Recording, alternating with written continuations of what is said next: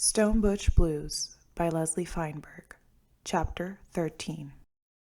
This chapter mentions homophobia, transphobia, and police brutality. Please listen at your own discretion.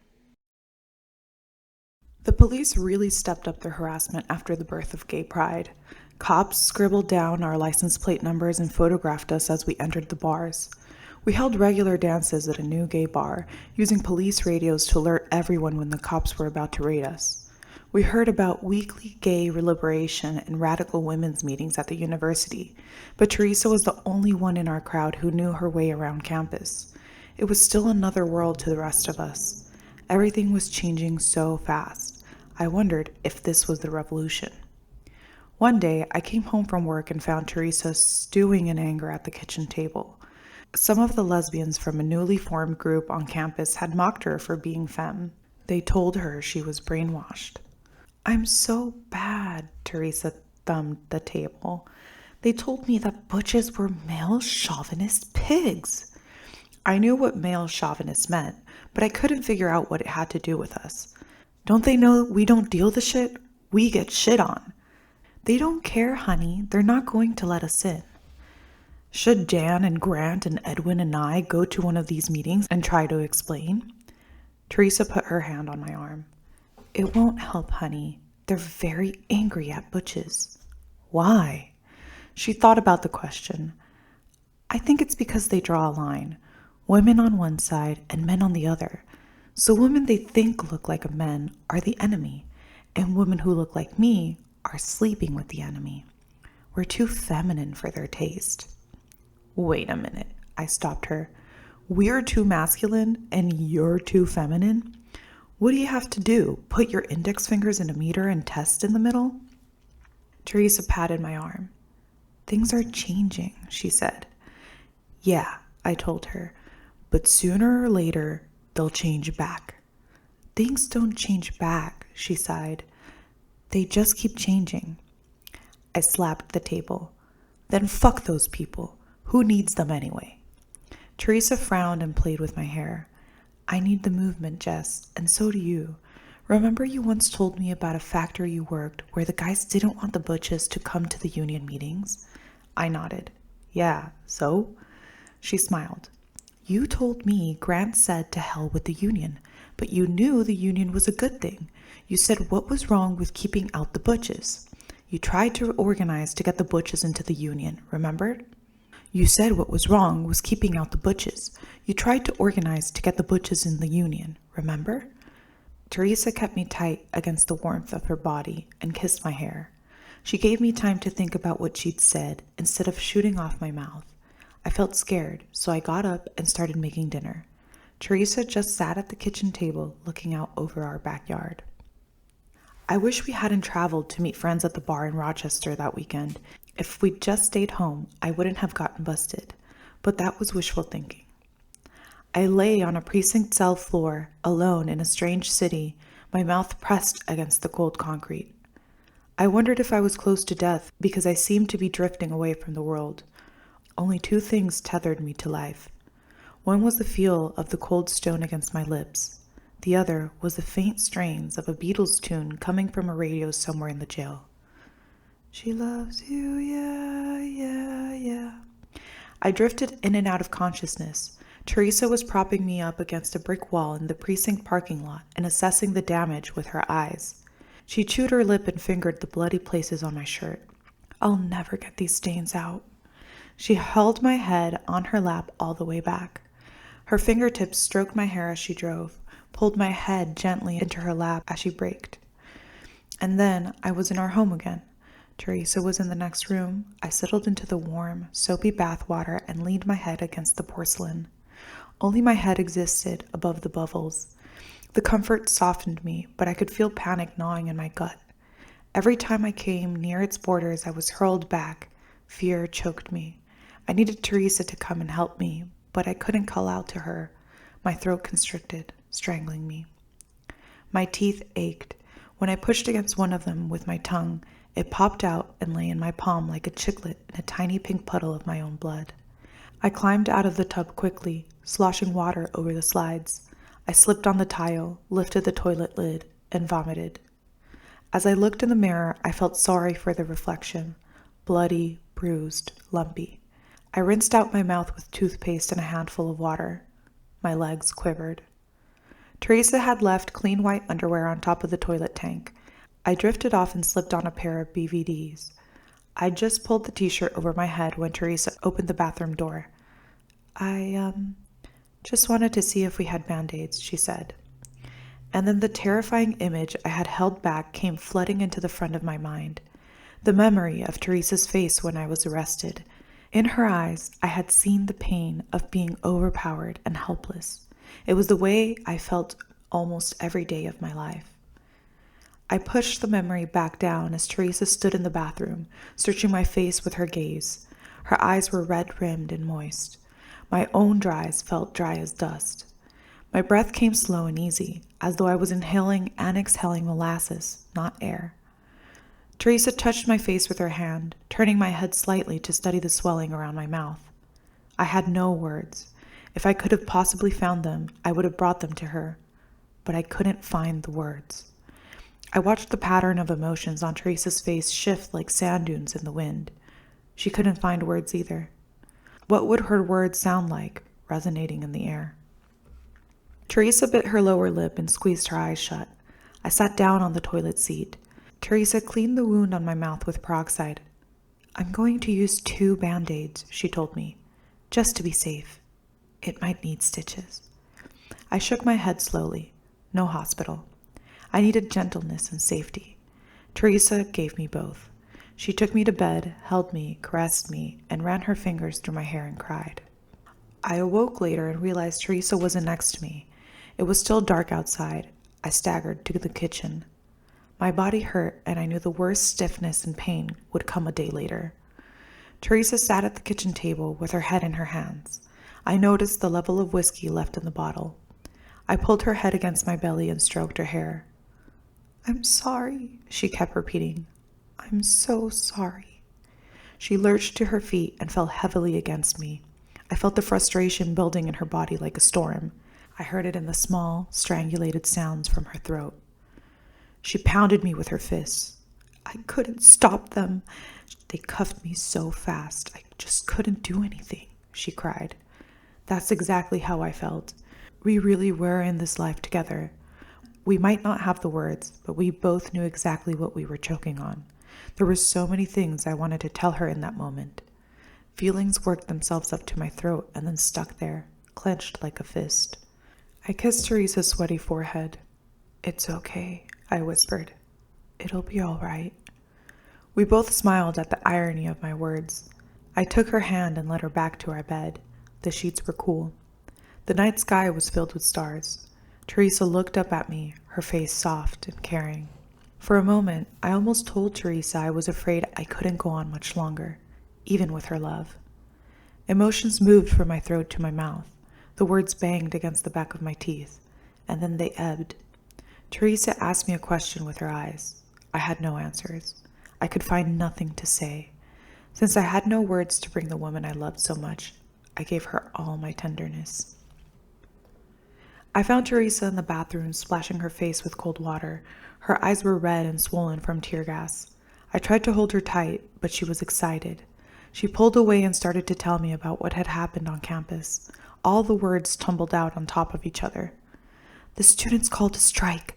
They took over the campus and Main Street. The cops were everywhere in riot gear. I stuck around, but the tear gas got so bad I couldn't see.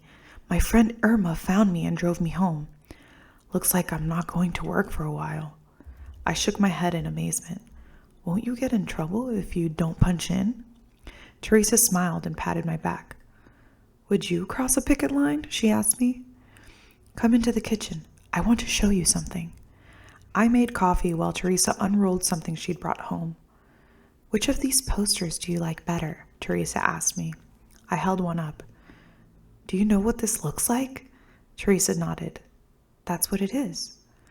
I did a double take. Aren't there laws against that? Teresa laughed gently. What a prude. What about this one? It was a picture of 2 naked women wrapped in each other's arms. I read the words out loud. Sisterhood, Make it real. What does that mean? Teresa smiled.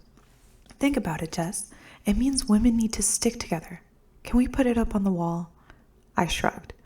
Sure, I guess. You're really getting into this women's lib stuff, aren't you?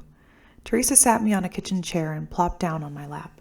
She pushed the hair out of my eyes. Yeah, she said. I am. I'm realizing a lot of things about my own life, about being a woman, that I've never even thought about until the women's movement. I listened to her. I don't feel it so much, I told her. Maybe because I'm a butch. She kissed my forehead. Butches need women's liberation too. I laughed. We do? Teresa nodded. Yes, you do. Anything that's good for women is good for butches. And another thing. I sighed wearily. Uh-oh.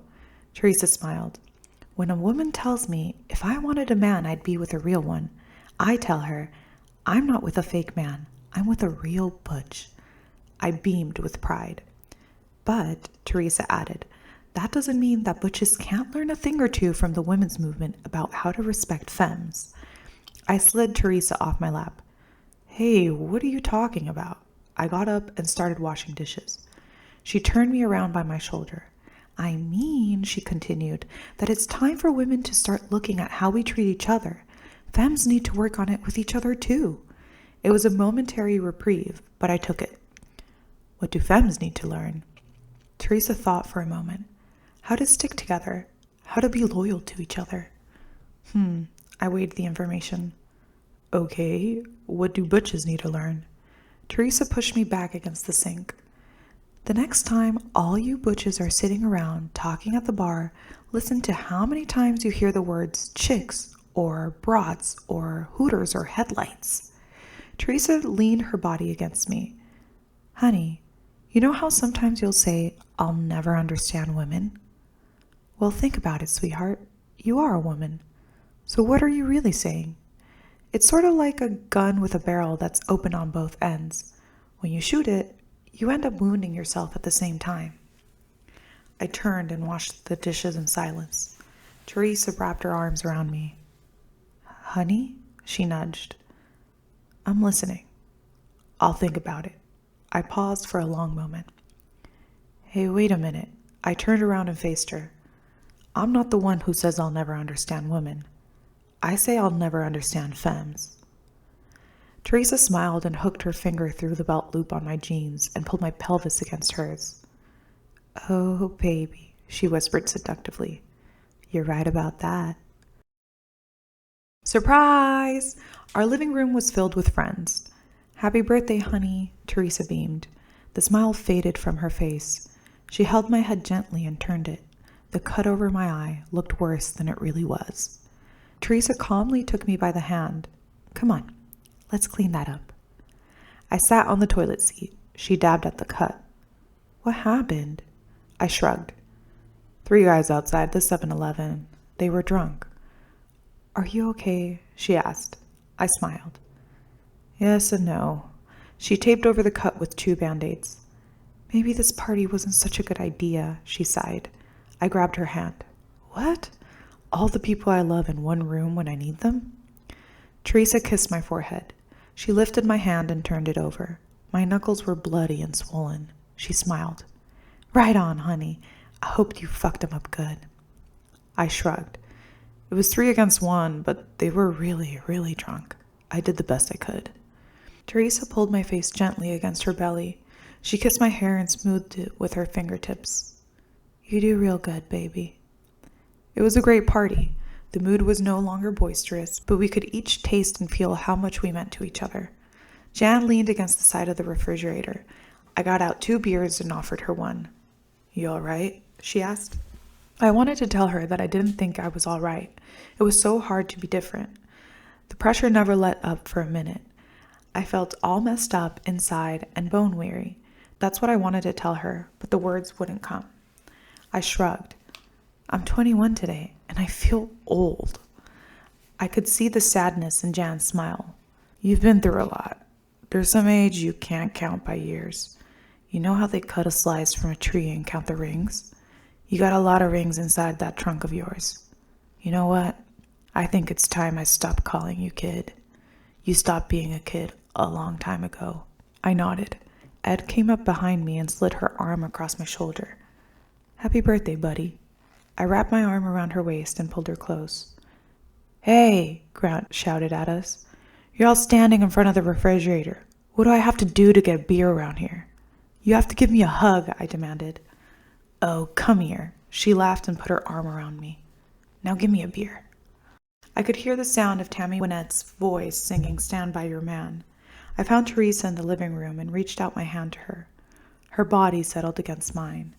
We moved together to the music. She ran her fingers through the back of my hair. I pulled her close, asking her body for comfort. She gave it to me. Her arms felt like the only safe heaven on earth. Baby, she whispered. Are you okay? Yeah, I answered. I'm all right. Hi, honey. Teresa stood in the kitchen door. I crossed my arms. Dinner's ruined. Teresa came toward me with her arms extended. I ducked them. Where were you? Oh, baby. Teresa kissed my neck. You forgot I was going to that meeting tonight after work, didn't you? What meeting? I pouted. You're still trying to fight your way into feminist meetings? That hit home, as was intended. No, it was to raise support for the Indians at Wounded Knee. I would have thought you'd be sympathetic to that. Teresa scored a direct hit. She softened her tone. Still no work, baby? I shook my head. Nothing. I never thought the jobs would dry up for this long. My unemployment runs out in 5 more weeks. Teresa nodded and stroked my hair. We'll manage. Not if you keep ruining the dinners I'm cooking for you. See if I slave over a hot stove for you anymore. Don't worry, sweetheart, she whispered. It'll be okay. You'll get a job soon, you'll see. She was wrong. By 1973, it seemed as though everyone we knew was laid off. Teresa lost her job at the university. That dashed our hopes of taking a vacation together, and we sure needed it. The months of me scouring for work and money getting tighter were taking their toll on us. We had to get away, but all our escape routes seemed blocked. I don't even want to go on vacation, I told Teresa. Are you crazy? She shouted. We're going to go nuts if we don't get out of here. We never go out. We never do anything. I slumped at the kitchen table. It's getting too scary out there, Teresa. It feels like it's getting worse. I hate to even go outside anymore. Teresa sat down at the kitchen table. You're depressed, that's all.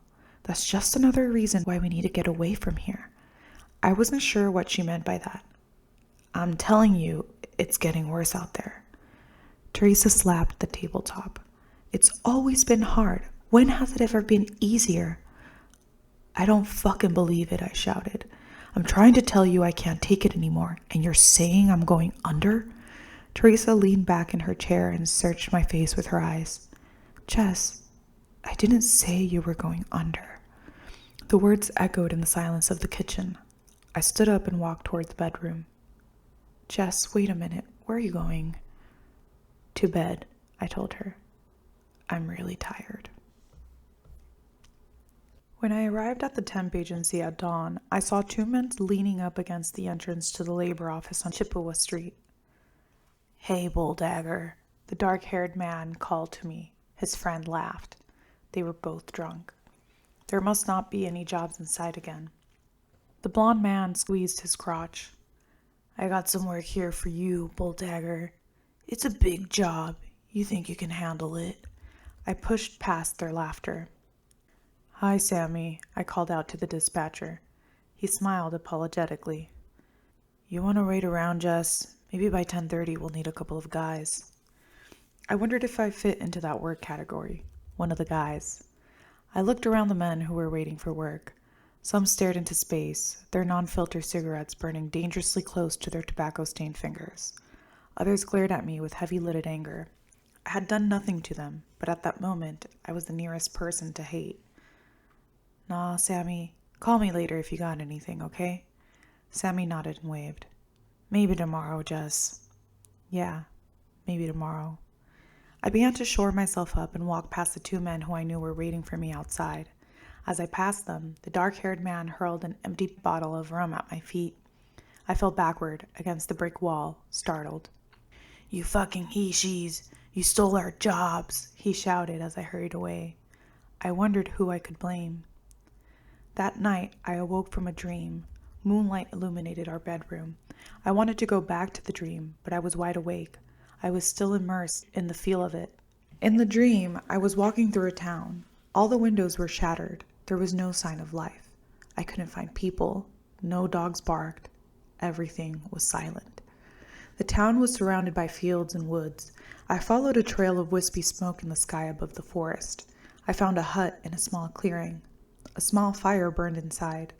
I crawled inside the hut on all fours. I pressed my cheek to the warm earth floor near the fire and waited. All the drag queens were there. Justine and Peaches and Georgetta. Butch Al was there, and Ed. There were a few other people nearby, but shadows covered their faces. I discovered Rocco sitting next to me. She reached forward and stroked my cheek. I touched my own face. I felt the rough stubble of beard. I ran my hand across the flat plane of my chest. I felt happy in my body, comfortable among friends. "Where's the others?" I asked. Justine nodded. "Everyone's going in different directions." A sense of loss washed over me. "We'll never find each other again." Peaches laughed gently. "We'll find each other, child. Don't you worry." I leaned forward and squeezed Peaches' hand in mine. "Please don't forget me. Please don't any of you forget me. I don't want to disappear." Peaches put her arm around my shoulder and pulled me closer. "You're one of us, child. You always will be." I felt panicky. Do I really belong here with you? Affectionate laughter rose to answer my question. One by one, each person in the hut hugged me. I felt safe and loved in their arms. I looked up. The hut had no roof. The stars winked on and off like fireflies. The air was cool and scented with eucalyptus. I crossed my legs in front of the fire and warmed myself in pleasure. "Where's Teresa?" I asked.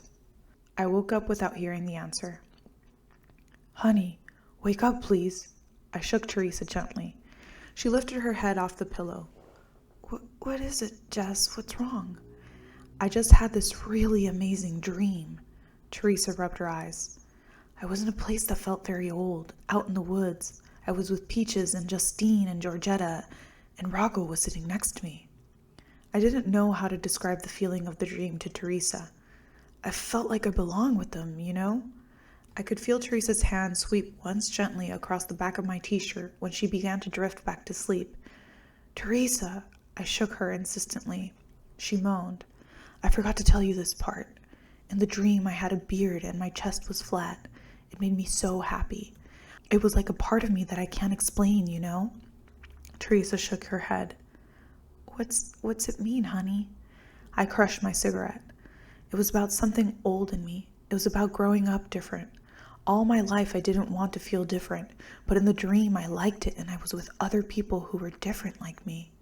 Teresa nodded. "But you told me that's how you felt when you found the bars." I thought about it for a moment. "It's true, it was like that, but in the dream it wasn't about being gay. It was about being a man or a woman. Do you know what I mean? I always feel like I have to prove I'm like other women, but in the dream I didn't feel that way.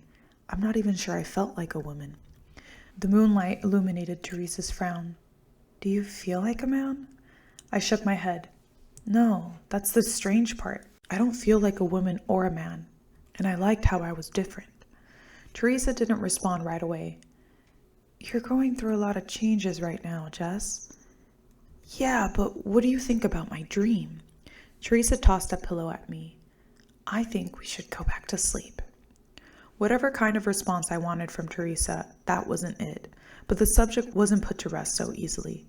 Toward the end of the summer, Edwin and Grant came over to our house. Jan dropped by later with some shopping bags. Jan and her new lover, Katie, looked real uncomfortable, like they'd been fighting. "This is a real crisis," Grant stressed. "We either gotta change how we look, or we're gonna starve to death. Katie got some wigs and some makeup. There's a few jobs, like in the department stores. Jesus, I don't know about you, but I need work. It's only for a while, until the plants reopen." Katie and Teresa retreated to the kitchen. 4 stone butches trying on fashion wigs. It was like Halloween, only it was creepy and painful. The wigs made us look like we were making fun of ourselves. Grant told me, "I put one on. Now it's your turn, Jess." Edwin shook her head while she held up a mirror for me to see. I threw the wig on the floor. I look more like a he-she with the wig on than with a goddamn DA. "Well, have it your own damn way," Grant yelled. "Leave me alone, Grant," I shouted back at her. "You think you're the only one who's scared?" Grant faced me nose to nose. "What the fuck am I gonna do if I get evicted, huh?" I didn't want to fight with her. "Look, Grant, if it works for you, then do it, but nobody's gonna hire me with that fucking wig on, and makeup's not gonna do it either. I need a bushel basket to hide who I am." Jan got up and left, just like that. Ed went to the kitchen to tell Katie that Jan had left. Grant and I grudgingly shook hands. "Honey," I said to Teresa, "if you don't mind, Ed and Grant and I are going to look for Jan and maybe grab a couple beers, okay?" I knew Teresa wanted me to stay, but Katie was real upset too, so Teresa just nodded. The 4 of us sat in silence around the table in the back room of a neighborhood bar on the west side. It was pretty empty. Jan, Grant, Edwin, and I didn't look at each other. We stared at our beer bottles as though the answers we searched for could be found in there. "I've been dreaming a lot lately," I said. "I had this nightmare last night that I was being chased by something to the edge of a cliff. I'm scared of what's coming behind me. I don't know what's ahead of me. And suddenly, I decide I'd rather jump than wait for it to catch up to me." "What's it mean?" Grant asked me. "You know," I told her. Grant shrugged. "I know how it feels. I don't know what it means." I looked at Ed. She knew what I was talking about. I knew she did. "I've been thinking about Rocco," I said. Jan sighed and nodded. She used her thumbnail to scrape the label off her beer bottle. "I knew that's what you were talking about." I nodded. "I can't help but thinking maybe I'd be safe, you know?" Ed still wouldn't look at me. Grant nodded. "God help me. I've been thinking about it too. You know Ginny? She's got on a sex change program. She now calls herself Jimmy."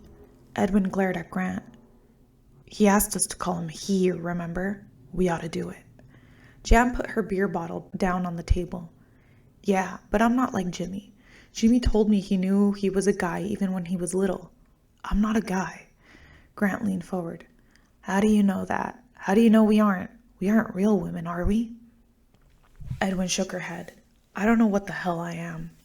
I leaned over and put my arm around her shoulder. "You're my friend." Ed laughed sardonically. "Oh, great. Like I can pay my rent with that." I smacked her on the shoulder. "Fuck you." Grant went to the bar to get another round of drinks. Jan went to the bathroom. I watched as she opened the door marked ladies. No women ran out, and no men ran in to drag her out, so I figured she was okay. Ed punched me on the shoulder. "I'm sorry," she said. "How long have we been friends, Ed?" She dropped her eyes. "So how come you can't tell me what's going on with you? You know I figured it out, but you won't talk to me." Ed shrugged. "I feel ashamed." "Ashamed you're doing it, or just ashamed?" Grant came back to the table balancing 4 beers. Jan returned a moment later. Ed rubbed her eyes over and over again. "What's going on?" Grant asked. I looked at Ed. "It's no shame," I told her. Ed nodded. "Yeah, I know."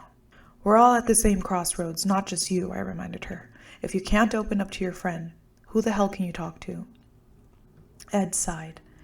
"I know I've got to talk about it." "Will somebody tell me what the hell's going on around here?" Grant wailed. Ed sighed.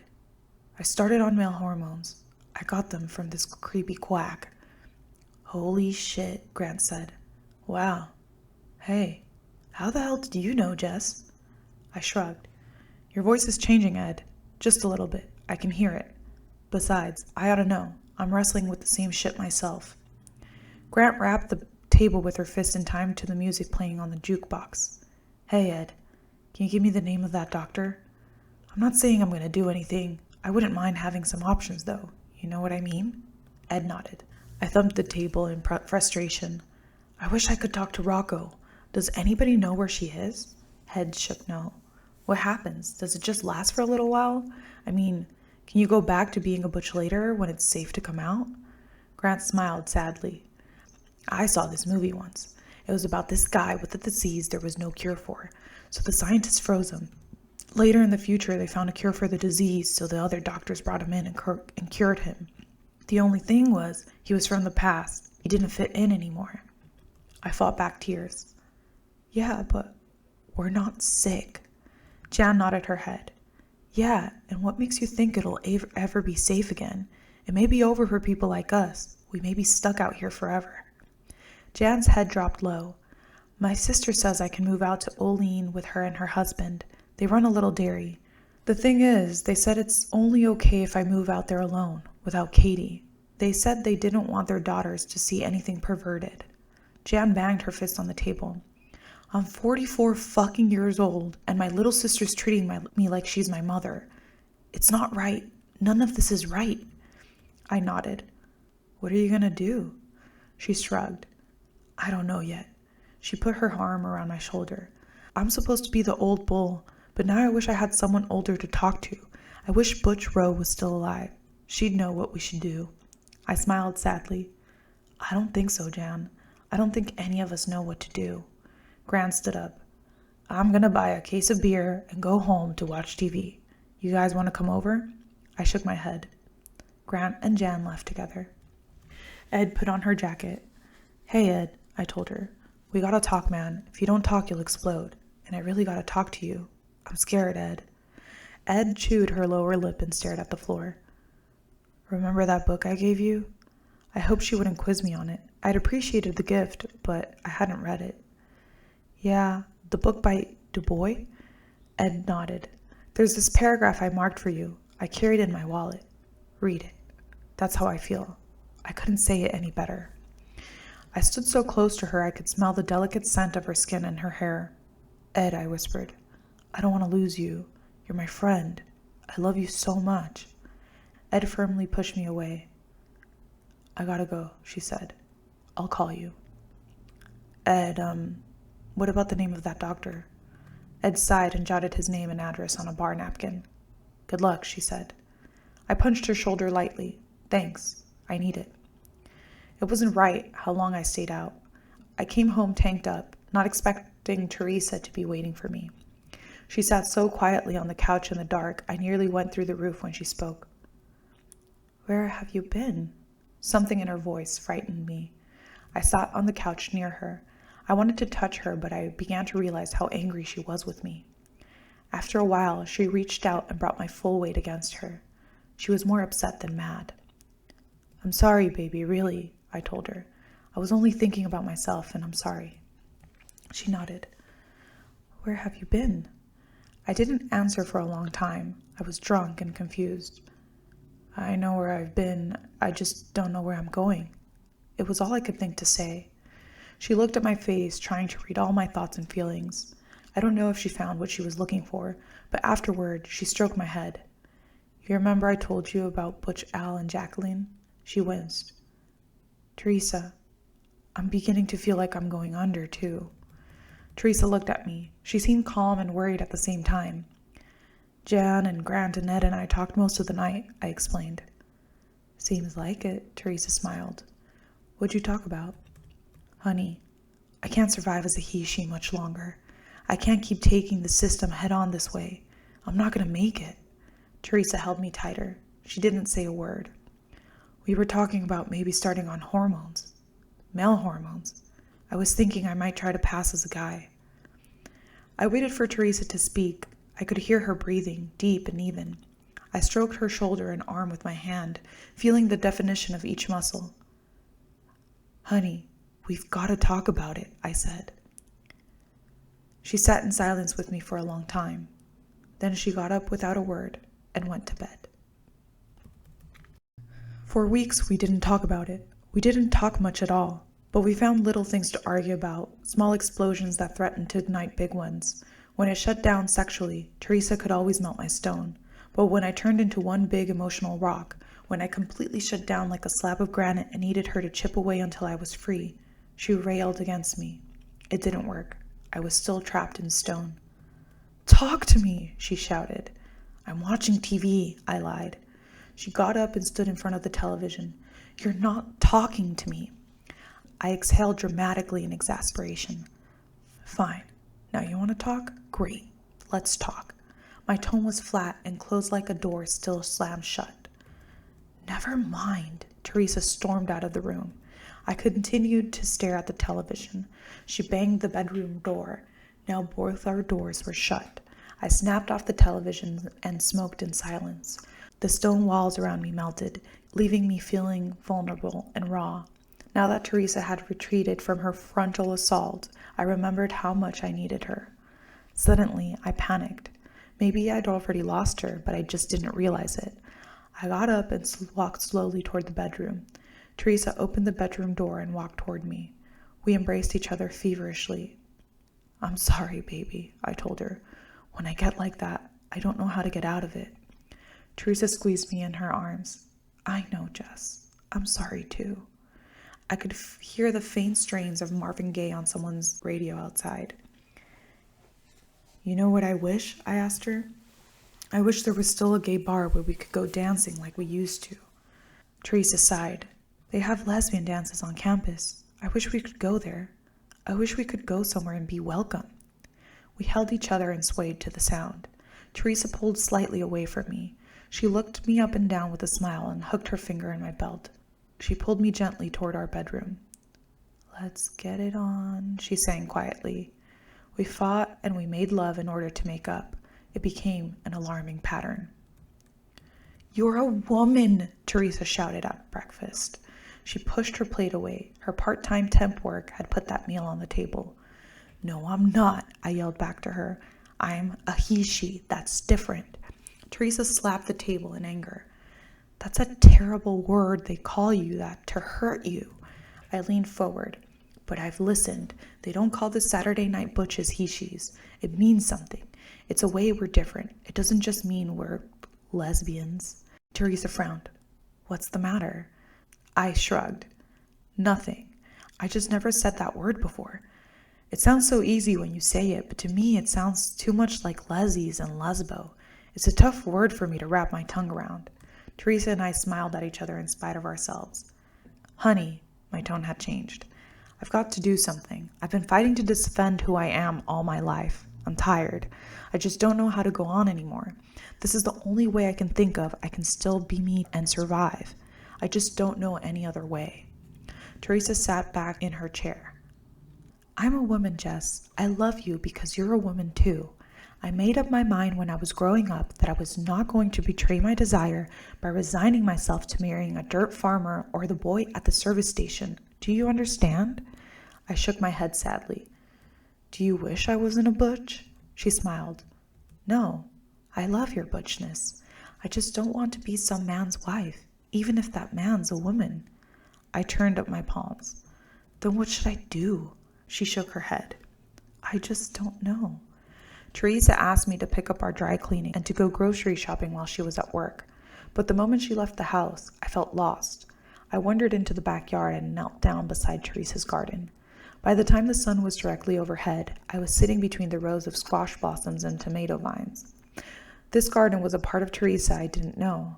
I began to realize this little patch of ground was a postage stamp memory of the country soil in which she'd grown. Where was I when Teresa had planted this garden in the spring? Now it was overrun. I thought about the way things grow in their seasons and how much takes place underground.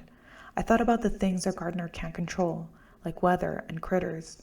The sound of Teresa's footsteps in the grass behind me was familiar, but it startled me nonetheless. I hadn't realized it was late afternoon. I remembered earlier in the summer I'd found her working in her garden, sweaty and flushed with heat. I laid her down in the grass nearby and pressed her body into the dirt with my hips and kissed her mouth until she made small sounds of desire I recognized. Jess? Teresa's voice interrupted the memory. What are you doing in my garden? I sighed. Just thinking. Did you pick up the dry cleaning? She asked. Or the groceries? I shook my head. Have you been sitting here all day? I nodded. Damn it, Jess, Teresa muttered angrily as she walked away. I could use a little help around here. Ed and I kept an eye on the guys near us at the bar. What's it like, Ed? I pressed. She shrugged. It's not much different. Not yet, anyway. Her voice had deepened. She had wispy facial hair. "Can you pass?" I asked her. Ed shook her head. "It's not like I'm taking for a man or a woman anymore. They see me as something in between. That's scary. I wish I could hurry up and get to the part where they just think I'm a man." "But Ed, people always act like we're half woman, half man." "It's true, but now they don't know what I am and it drives them nuts. I'm telling you, Jess, if it doesn't change soon, I can't take it much longer. I'm doubling the shots of hormones just to try to make it work faster." I put my hand on her shoulder. Two men turned to look at us. I dropped my hand. "How's Darlene dealing with it?" Ed slowly turned her face toward me. The sadness in her eyes frightened me. "We don't talk about it," Ed said. I shook my head in disbelief. "You don't talk about it?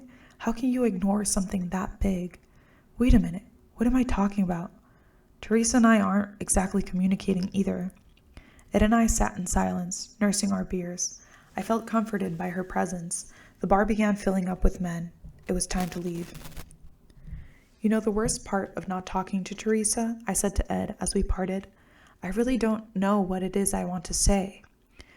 Teresa was already asleep when I got home that night. I crawled into bed and curled up against her. "Teresa," I whispered, "there's so many things I've been trying to tell you, but don't know how." She sighed in her sleep. "I get this feeling that the next fight will take me down and I'll die and my life won't have meant anything. Some days, when you kiss me goodbye at the door, I get so mad at you because you act like I'm coming home for sure, and I want you to say goodbye to me like we might never see each other again." I bit my lower lip. "I don't feel like I'm worth anything.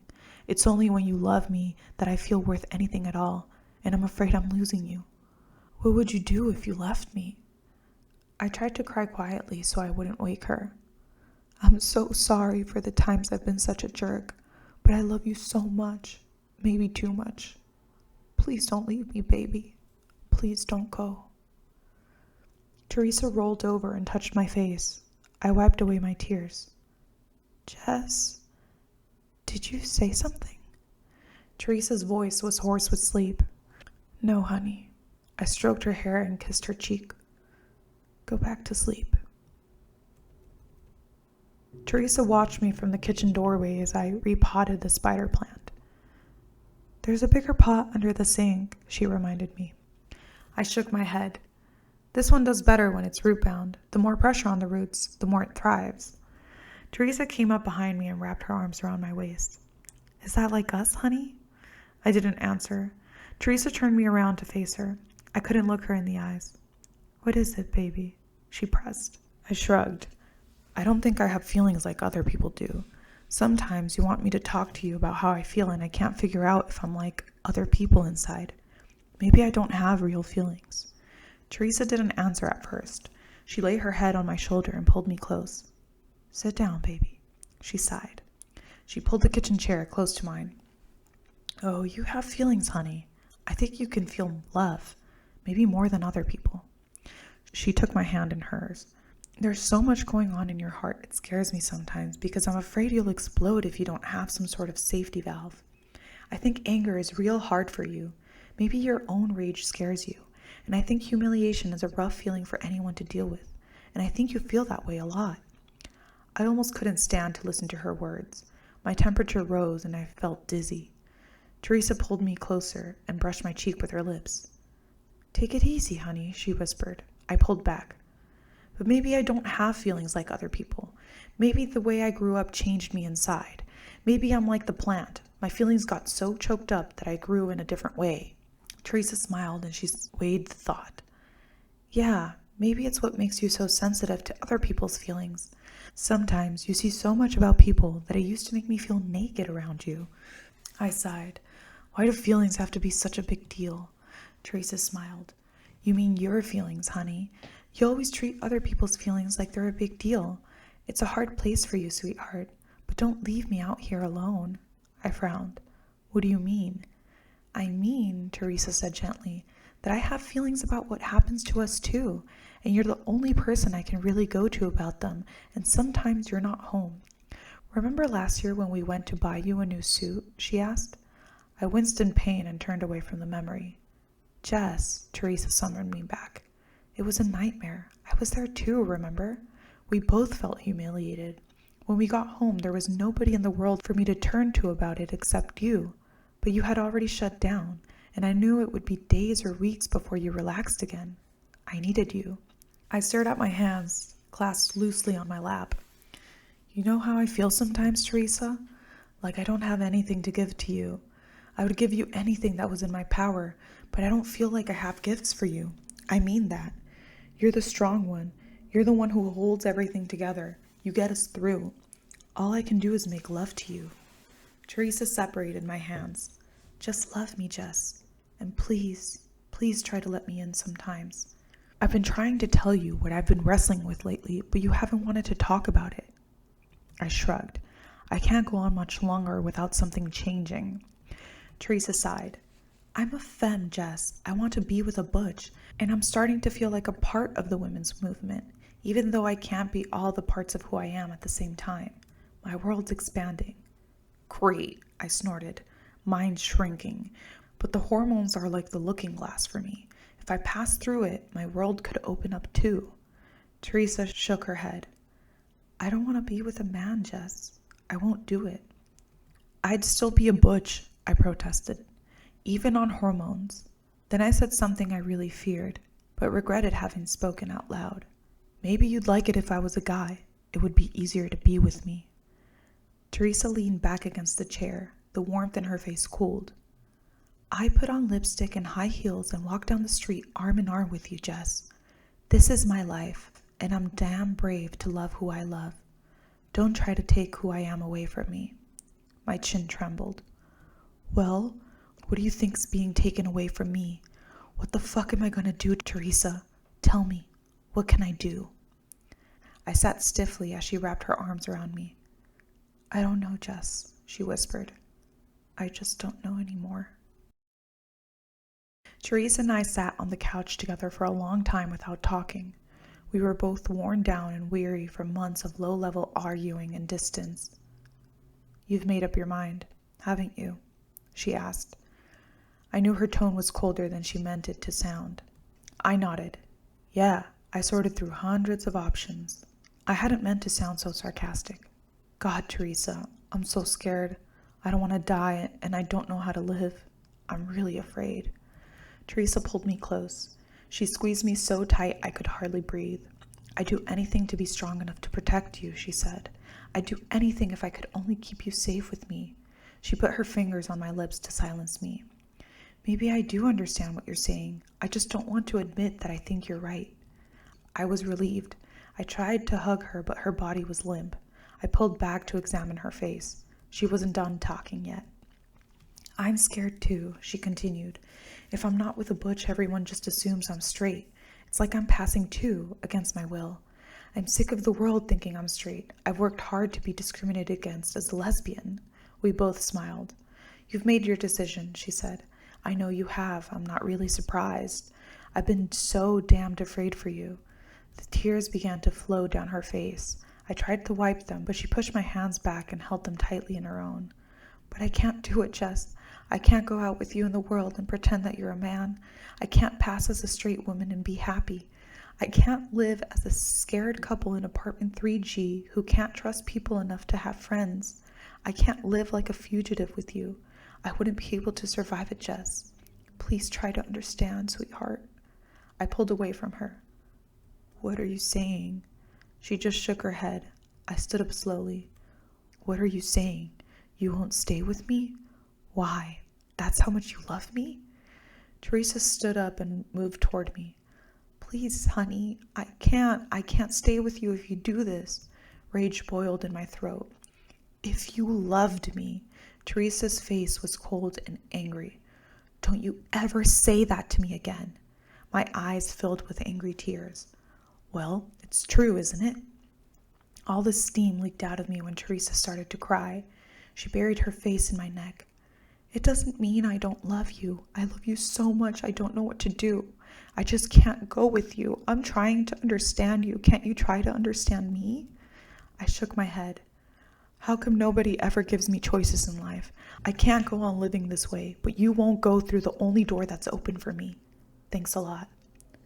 Teresa punched me hard in the shoulder. I grabbed her wrists. We struggled until we fell wearily against each other. We sat down next to each other on the couch. "I don't know how else you'll survive," Teresa said. "I just can't do it." My throat tightened. I hoped I could change her mind. "Don't try to change my mind," she added. She always could read mine. "And I won't try to change yours, okay?" I looked at her incredulously. "Please, honey, don't leave me now. I'm scared. It's too hard, please." Teresa jumped to her feet. "Stop it," she demanded. It hurt her too much. I pulled myself back in. I went over to her and gently turned her to face me. "What do you want me to do?" I asked her. She said it simply. "You'd better leave." It was strange the way I loved her so much and yet felt so far away. "You're serious?" She nodded and walked over to the window, as if she could see out into the darkness. "I'll pack up the things you need. Your friends will help you." I kept feeling like this couldn't be happening. "Please," I said, "can't we try? I need you." "I don't know what to do either," Teresa told me. "I just have to find my own way now. I feel like I'm going under too. This time, we can't rescue each other." I looked down at the floor. "What if I don't take the hormones and pass? Then you'll probably be killed on the street or take your own life out of madness. I don't know." We stood in silence. "When do you want me to leave?" "Tonight," Teresa said, and she broke down and sobbed.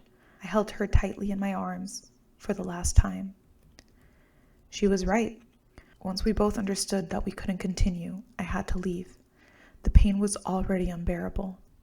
Teresa stroked my face and repeated, "I love you so much." I nodded as tears streamed down my face. I knew it was true, but part of me raged against her for not loving me enough to stay together. I went in the bathroom and stuffed some clothing in a backpack. I knew she would pack up my other things with care. Teresa walked me to our door. We couldn't hold back our tears, but we were trying not to sob. "Part of me wants to go with you," she said. "But if I did, I'd be living your life, not mine. I'd end up resenting you for my decision." She stroked my face as she spoke. Her fingertips felt so good against my skin. I looked at the floor again. "There's so many things I wish I had told you. I never could find the words." She smiled and nodded. "Write me a letter someday." "I won't know where to send it." "Write it anyway," she said. "Is this really it?" I asked her. She nodded. We kissed each other as deeply as we could. Then we parted physically. I walked outside the door and turned to look back at her. She smiled, almost apologetically. I nodded. She closed the door. Suddenly, I thought of things I needed to say to her, but I knew she didn't need to hear them just then.